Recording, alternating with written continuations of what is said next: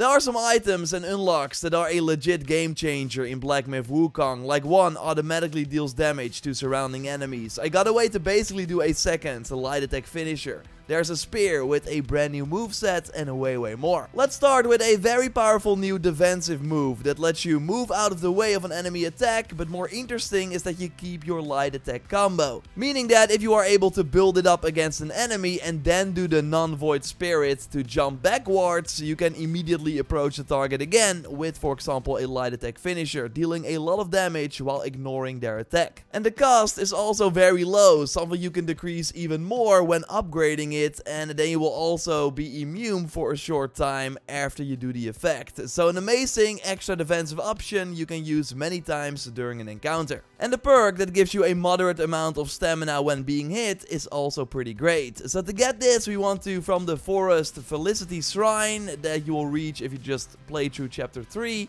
talk to the character near the Torii and keep talking until you get the ability to transform into a fox. Now continue with chapter 3 until you reach the new Thunderclap temple and the Mahavira Hall Shrine. So that's all the way in the back from the temple entrance. It's smart to equip the item so you can transform into a fox, which is needed. You can already do it when you go down the stairs.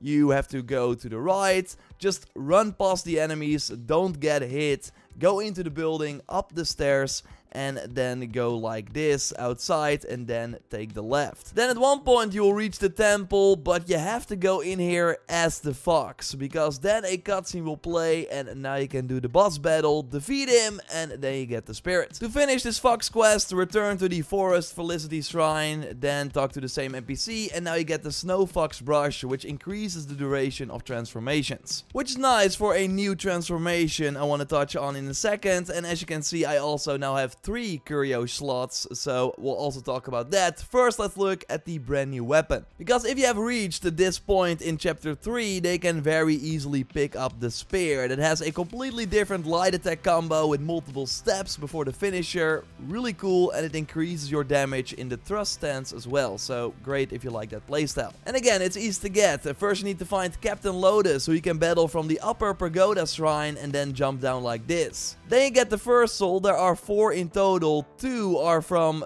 chapter 3 main bosses that you have to battle. The Captain Wise Voice is one that is actually close by to what I just showed you. Then progress through chapter 3. You will eventually go to the Longevity Road, and from there you can loot an item that requires you to walk like this. And it's very hard to miss. It's like a huge thing, and you got the take prompt. And then also from that same Longevity Road Shrine, if you just continue with chapter 3, so go to the new Thunderclap Temple, you will reach the final boss that is needed for the spear. So then, if you've killed this boss, you want to return to the lower pagoda and then run back to one of the final prison cells here. You can kick the door in to talk to this guy who's sitting here, give him the 4 souls, and now you will get the material to craft the spear at a shrine and get this very unique playstyle. You can also craft it at a blacksmith who can also upgrade your armor. Let's look at that and way more. Of course, if you like the video so far, leaving a like would be awesome, and subscribe for way more Black Myth Wukong content like this. So yeah, another game-changing unlock is of course that third curio slot, so you can equip an extra passive bonus. Well, you can get this and more in a secret area that you can completely miss. So at one point in chapter 3, you will reach the north shore of the Bitter Lake by following the main story, and from there you will find a Drake-like boss in the water that you want to beat. After that, go to the shrine close by that is up the shore like this, and then travel to the cellar shrine in the chapter 2 region, Yellow Wind Ridge, and then talk to the dog who can upgrade your stats. He will give you something, and then you want to return to that north shore of the Bitter Lake Shrine and go back to the boss arena, and now close by you will find that boss who you just fought, chilling, give him the item from the dog, and now you will be transported to a brand new hub area. Here all the special characters, including the monkey who can upgrade your flask, will come together, so it's easier to get all the things you need. But in the back you will notice a lion-like blacksmith working on a sword. So at a shop you can do everything you can do at a shrine, but also upgrade your armor, so bringing lower quality sets that you liked to the point where they are viable against the current enemies you are fighting. Now later upgrades require higher quality loot that you will will find in later chapters, so it is worth coming back to this, of course. But here you can also see the option to challenge the blacksmith, and this battle can be challenging. The key here is to learn when to dodge,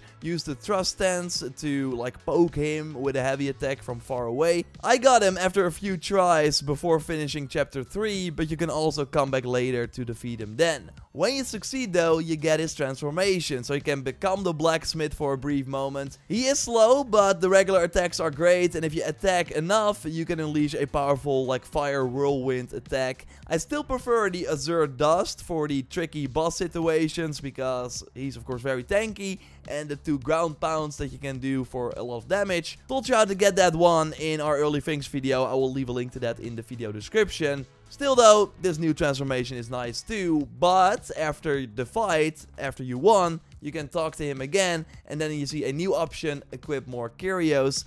Do that, and then you unlock a 3rd slot, and also a brand new armor set that you can craft will be available, but you will need materials that you can get starting in chapter 4. So, you already saw it in action, but I also have a really cool offensive spirit that basically gives you a 2nd light attack finisher. You can also spam this one a lot, and it has different moves based on where you use it in your light attack combo. If you do the spirit without the light attack combo, it will just do it like a short range clap, but later on more punches, and if you activate it just before your finisher, then you will do this ground slam that deals a lot of damage, and then you go out of that form and can follow up with your light attack finisher yourself. So basically deal double the damage you can even improve as well, and you can also use it as a gap closer to an enemy, so that jump has like a pretty good range. It's very satisfying to use. There is a shrine close to the boss, but maybe you don't have it yet, so let's go from the Forced Felicity Shrine, go down here,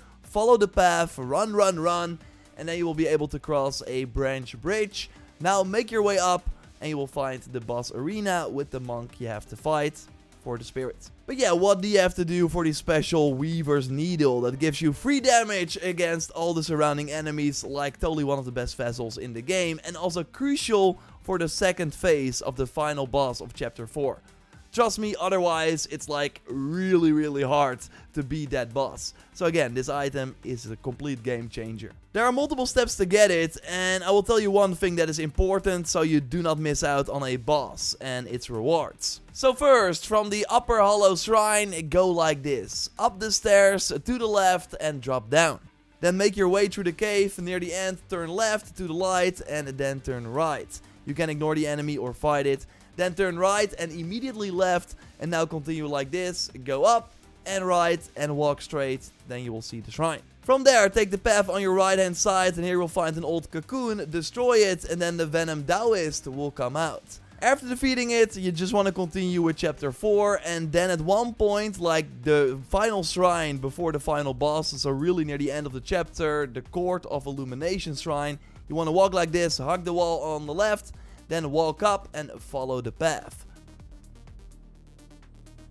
Then eventually take the stairs up, another stairs, and then go left, so you fall down here, and then you will encounter the Venom Taoist again. Defeat him, and they can go to the secret area of chapter 4. Now make your way through this area until you reach the Petalfall Hamlet Shrine, which is easy to get to. Then you want to turn around and go like this until you reach a small building. Here you will encounter the Scorpion Lord.